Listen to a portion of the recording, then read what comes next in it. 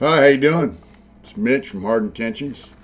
It's our Hard Intentions YouTube channel.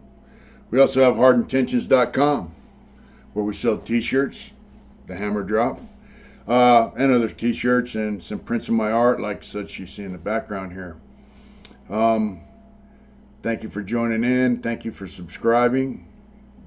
We're grateful. We really are. It's a privilege to be here and tell stories about prison that people seem to be interested in. And it's also a privilege for have you log on to our website and buy T-shirts from us. I just it's a vindication of a dream I had that's coming to fruition, and I'm really grateful. So I just want to say I was sitting around last night thinking about this guy Lucky. Uh, I ran into him in '88. I transferred back to San Quentin in 1988 after I finished my programs in Vacaville. And so I got a job working in plant operations in a carpenter shop. So they had already told me, hey, you're going to Folsom. So I figured I'd be there a short time anyway. Well, this cat worked in the paint shop. I worked in the carpenter shop. And so my thing was I make wood stuff. Back then I made wood products in the hobby, and then I'd sell them, make money, right? So I made these Jeeps, little toy Jeeps, right? That was the thing I was making at the time. Wooden toys sell. They're pretty cool, little Jeeps. They're about foot long. But so I would they had a lot of redwood in the carpenter shop. Big giant planks of redwood. So I'd cut Jeep parts out, man. These toy Jeeps I made. I'd cut all the parts out, glue some of them together. I never make the final thing. I just cut them out, get them ready, and then put them in a box and figure out how to sneak them out of there. And I put them together myself, sand them down, paint them, put clear on them, whatever. And so this guy Lucky, man, he was going around telling everybody that he was in a motorcycle club, right?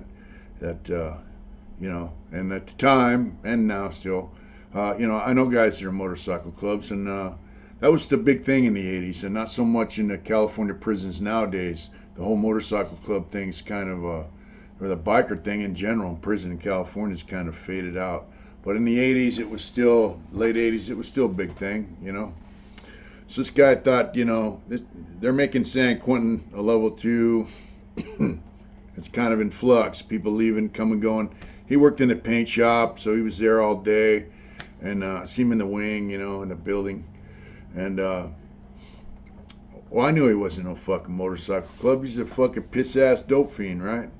So, yeah, I let him go on and on. And when I heard him say it, then I asked him, oh, you're so-and-so, you're part of this motorcycle club. And he's like, yeah. So I caught him the next day at work, man. And, I'm not in a motorcycle club, but I had friends who were in this particular club, and so I tell him, hey, check this out, dude. You ain't no fucking motorcycle club. You're not that, And I don't like you walking around here telling these fucking kids that you are. And you're gonna freeze on that fucking shit, or I'm gonna beat your fucking face in.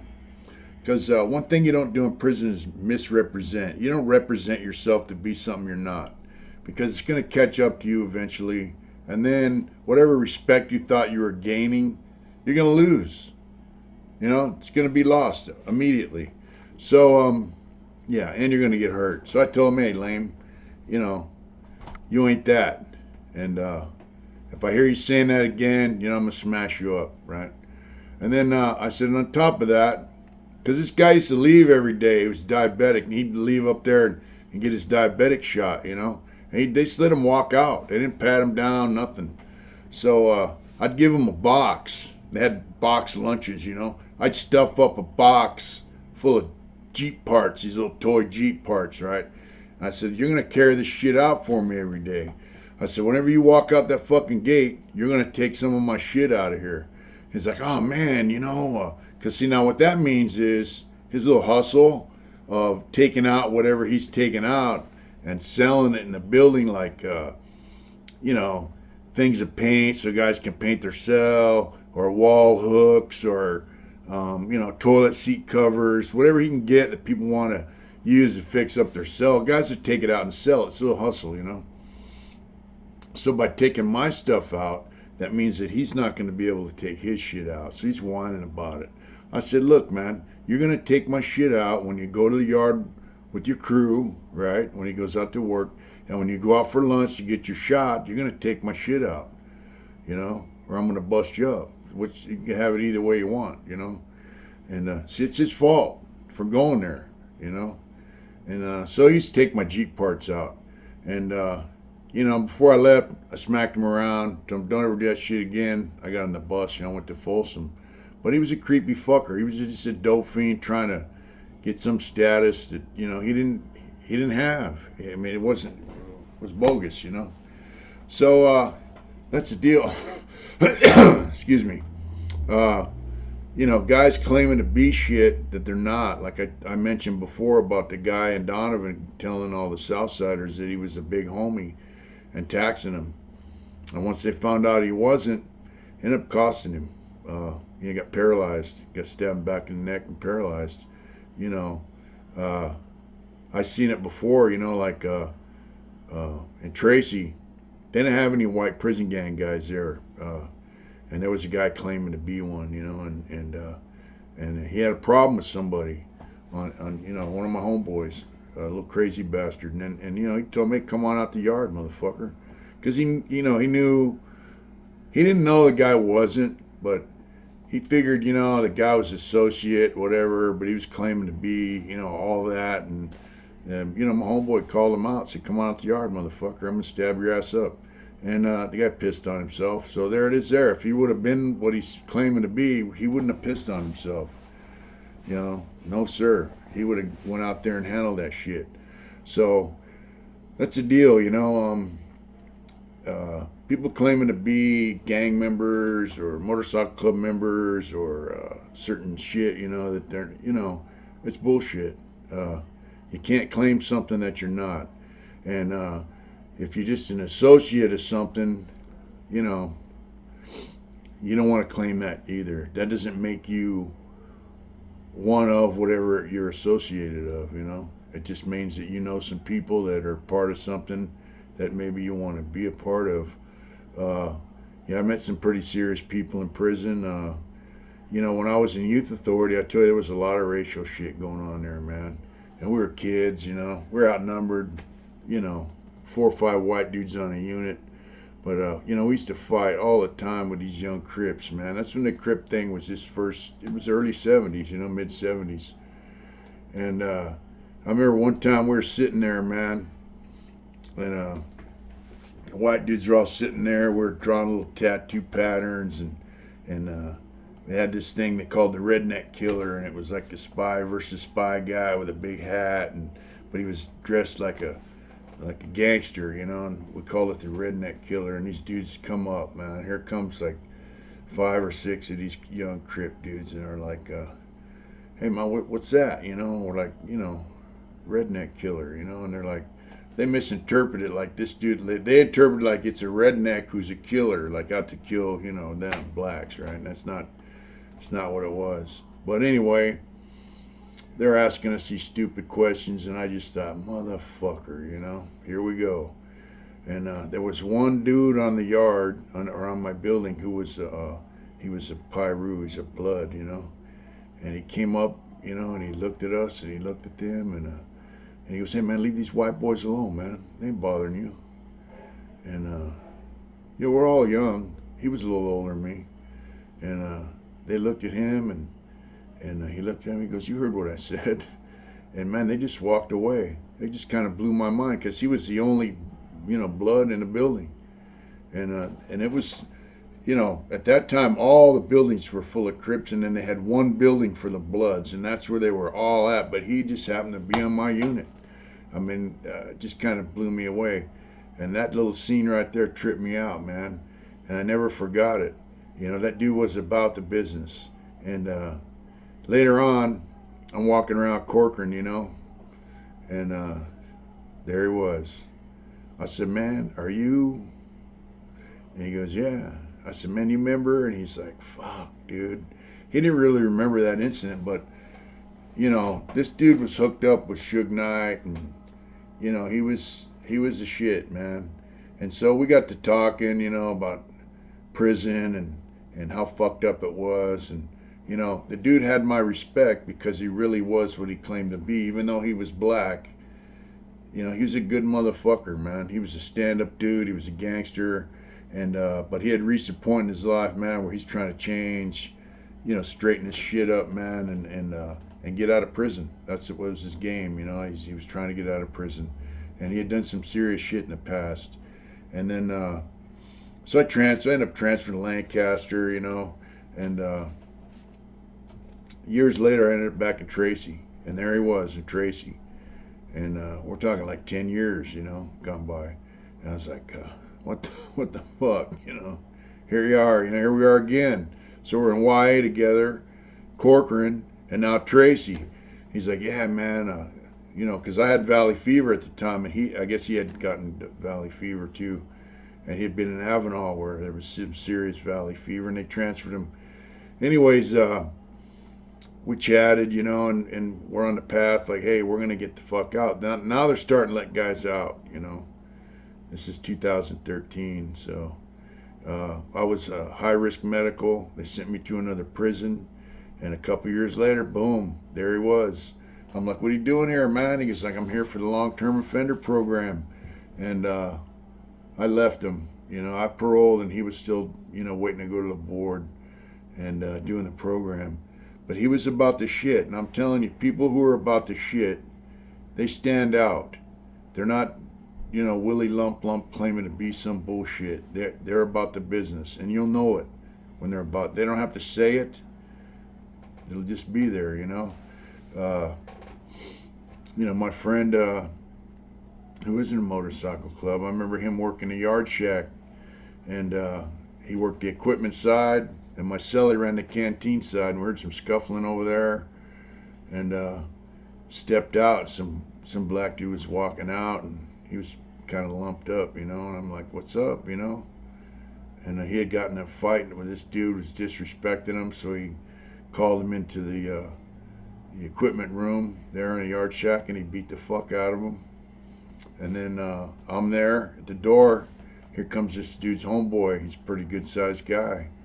And my friend that worked the equipment window just got in this thing with this dude's homeboy. He told him, what's up, man? You want some too? And he goes, no, man. You fucked my homeboy up so bad. I just want to make sure there's only one of you in here.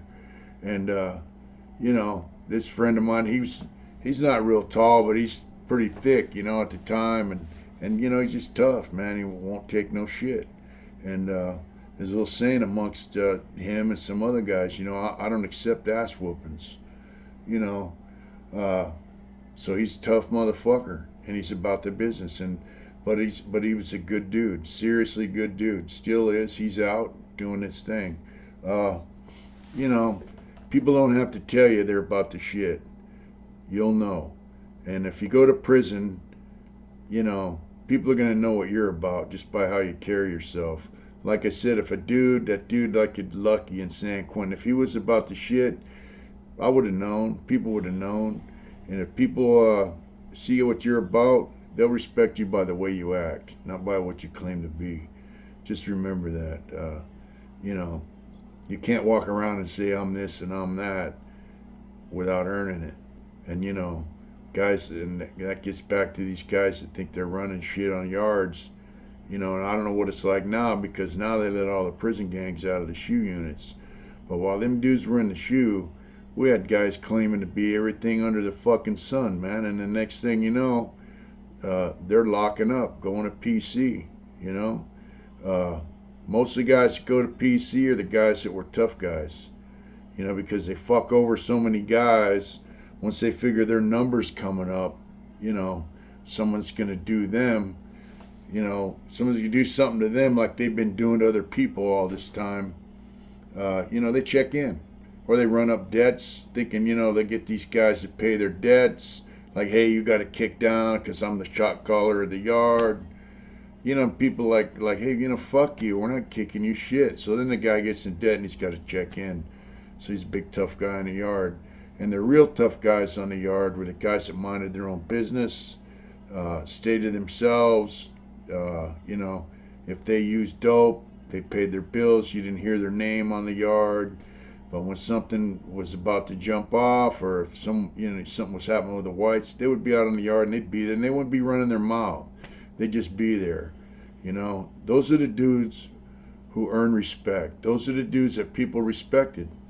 That's just how it is, man. You don't earn respect by claiming to be in some organization that you're not a part of, or that you're just associated with, uh, or even by being a part of an association and then using that to, uh, force your way, bulldog your way around the yard. People don't go for that shit, you know. So, like I said, I don't know how it is now, but when I was in there, that's how respect is earned in there. It doesn't come with a name of a group, you know. And if you're in some kind of group, the group doesn't make the man makes that, you know. The man makes himself. So if you get in there, you know, if you're a youngster and you're going to prison, just remember that. Carry yourself well, and carry yourself in a way that people are going to respect you. If you don't know something, ask somebody a question. Find somebody that you respect. You know, you like the way that person's living in there. You like the way they're carrying themselves in there. Ask them, hey, what do I do about this? Or what do I do about that? Or this guy told me I have to do this. What's up? You know, and you'll find the right guy. They'll give you the square business, you know. And they'll give you the options, you know. I remember when I was in level 2s are the worst fucking yards, man. Last level 2 I was in, there was a youngster on the yard, owed everybody money, most of the other races, but, he was buying dope for all these dudes that thought they were running the fucking yard. And my thing is, look, I'm from San Diego. I'm from Dago. Dago car runs its own motherfucking self, you know. Yeah, when there's something going on in the yard, whatever. Well, I had a couple homeboys there, and one of them, before I got there, they had this youngster putting in some work. He got out of the hole, I got there, and I told him, look, man, any of these fucking dudes tell you what to do again, you tell them fuck you. Tell them you're from Dago, and if it ain't Dago, it's, whatever. So anyway, this other kid, he owed a bunch of money on the yard, and he owed me a few books of stamps, so I got tired of waiting on it, and I seen him on the yard, and I told him, hey, lame, when the fuck you gonna pay me? He had some cool glasses, you know. I go, if you don't pay me them fucking stamps, I'm gonna beat your fucking ass and take them glasses, you punk. But I'm on him. I'm barking at him. And so, dude on the yard, shot collar guy, sees it, and, they're worried about their little gravy train leaving the yard. The guy buying them all the weed and all that shit. They don't give a fuck he's in debt and he can't pay. So anyway, me and my homies are walking the yard, and dude comes, hey, Smiley, you got a minute? And my little homeboy JR put his fists up to him, what the fuck you want with my homeboy? And he goes, oh, it ain't like that, it ain't like that. He's all, I just want to talk. So I'm all, what's up? And he asked me, what's shaking with a kid or whatever. I said, look, the fucking dude owes me money. He owes all these other races money. I don't give a fuck. He owes me, I want what he owes me. And he also owes my other little homeboy, like $20. But $20 ain't shit. But you know what? You owe a fucking nickel, you pay it. I seen dudes get stabbed over a pack of cigarettes. So anyway, I told him, hey man, dude owes me money. And he owes my homeboy money. And he's going to pay. So that night, we got paid. Right? My little homeboy got paid, and I got paid. But the thing is, dude come up there like he's going to run shit. And as soon as my little homie put his fists up, my little homeboy, JR, had already beat the fuck out of a dude my size. He's a tough nutter, but he's a good motherfucker. He's tough. But as soon as dude, and he told, his thing was, look, brother, you're trying to get out of prison, you got a fucking problem, I'll handle it. I mean, that's love, that's homeboy love right there. And that's respect. He respected me enough as a homeboy. He was my bunkie too, we liked each other. He's a little crazy bastard, but I liked him. And I tried to keep him on track. He was in and out of prison, but he respected me enough to say, look, you're trying to get out of prison. I don't give a fuck. I'm in and out. You got a problem, I'm going to handle it. And that wasn't because I was representing myself as some big tough guy from some organization. That's just because he knew my history, he liked me, he respected me, so he'll stand up and handle shit, right? Without asking. I didn't ask him to do that. He just did that. What do you want with my homeboy? And then the dude coming up the hill would put it like, whoa, right? Because, you know, some guys are willing to go there immediately and some guys aren't. So just remember that, you know, and find your balance. If you're in prison, find your balance. Otherwise, you're going to end up in a wreck. And remember, people aren't always what they claim to be. And if you're not in prison and you're fucking up, get your shit together, recognize what's going on and who you're associating with. Because, you know, people aren't always what they claim to be on the streets either. And they will get you in a wreck and get you a life sentence. Like what happened to me. 38 years later, I'm out here on the streets selling prints of my artwork that you see behind me and t-shirts on our hardintentions.com website. We've got merchandise that you might like. It's cool shit. We got stickers and shirts, prints, soon to be hats. Please visit our site and please subscribe. We appreciate everything. All the comments, you know, we try to keep up with them. Of course, the more people that watch the videos, the more comments we get, the harder they are to keep up with. But we really appreciate you folks, man. We got folks up in Canada watching us. Good shit, Kelly. Thank you. We appreciate all the support, people. And you know what? Thank you for watching. And remember, you only live once in this life here. So whatever you do, do it hard. Do it hard as fuck. Thank you.